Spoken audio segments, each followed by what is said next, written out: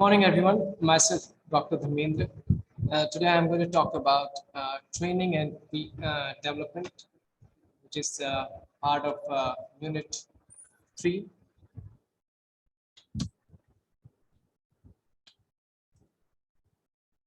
Uh, as we know, training will be started after orientation and induction program. So it is quite crucial for employees who start their journey in a new organization with new role, with new responsibilities. So it's quite important. So there are so many things which we have to take care of before we go for training, and it is so crucial. Let's see how what are the different important point we have to consider in this training. There are so many challenges and opportunity in the workplace. Maybe you will have different roles, different responsibilities. So before joining an organization, you have to be well equipped. So training provides you that confidence and skill sets by which you can start your journey. Training equips individuals with the necessary knowledge, skills, and ability. Right. So, training serves to attract employees to companies, engage them, and promote retentions as well. It helps to create competitive advantage as well. Like if you have a good training and good hands-on on a particular field, particular work, then you will have a competitive split, right? You will have more confidence, more you will be high, and you can go for a successful training. Some key points, key components of learning we have to consider. So generally we divide training in formal, informal, and knowledge management in these categories. Uh, as we know, formal training will be like in the classroom training. Instructor will come and give you lecture and presentation, workshops, seminars. By that way, you get trained. In informal ways, you will have some interaction socially outside cafeteria, somewhere in workplace as well. Some key components of learning. Uh, you will have knowledge, skills, competency, and attitude or behavior. So these are the things which you will develop while training. Uh, in human capital, you will find the knowledge will be improved. You will have advanced skill sets with you, and you will be more motivated. Uh, Training facilitates learning job-related competency, knowledge, skills, or behavior. Yeah, you develop your skill sets, leadership skills like leadership skills, some communication skills, some other. You will have better understanding about the organization, uh, relationship, and assessment. Formal training and development developed and organized by the company. Somewhere you will have informal learning as well, like they may use different types of method or values or trend for that. Uh, Formal informal training may be different from formal, like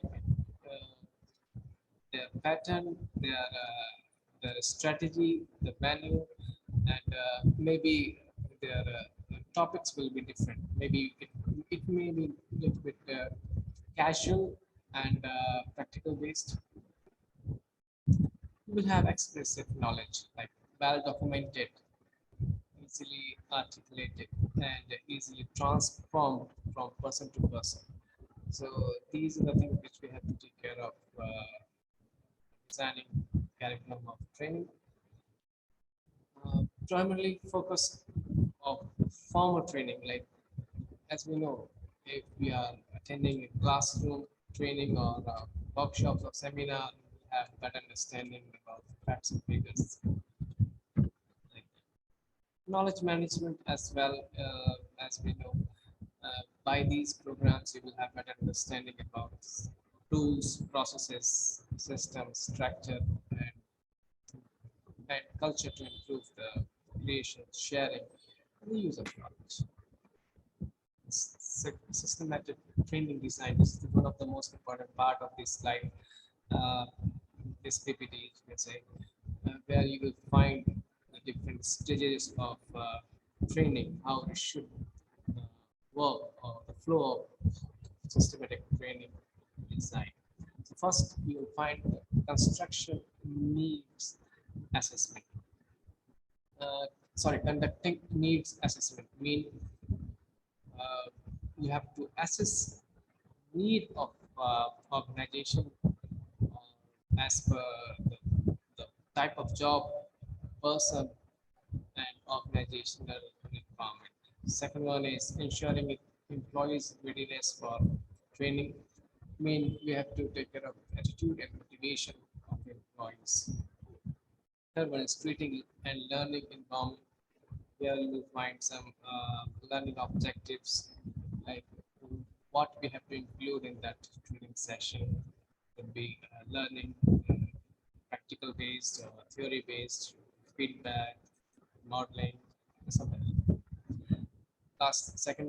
Fifth one is developing an evaluation plan.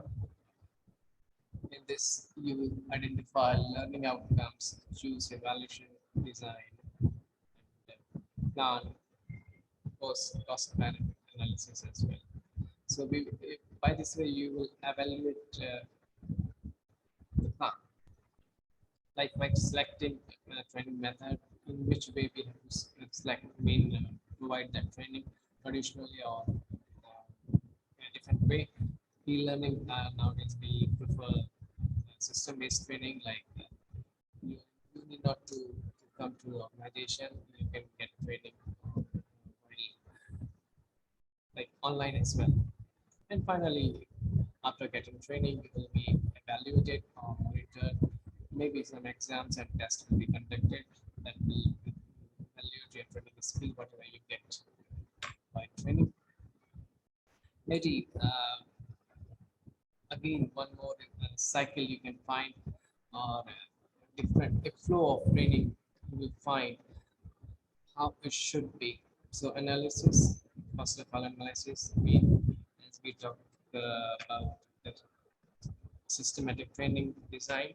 In any model as well, you will have analysis, like you will find the requirement and need of training on the basis of organizational targets, objectives, individual, or some specific reasons, right? So then you have to go for analysis of training, whether it is required, for whom, why, and what. Second one is design training model as well. Development, like in this way, you will develop skill sets of employees or the candidates who are attending training. The next part is you will, whatever you learn in training, while training, you will have to implement those skill sets.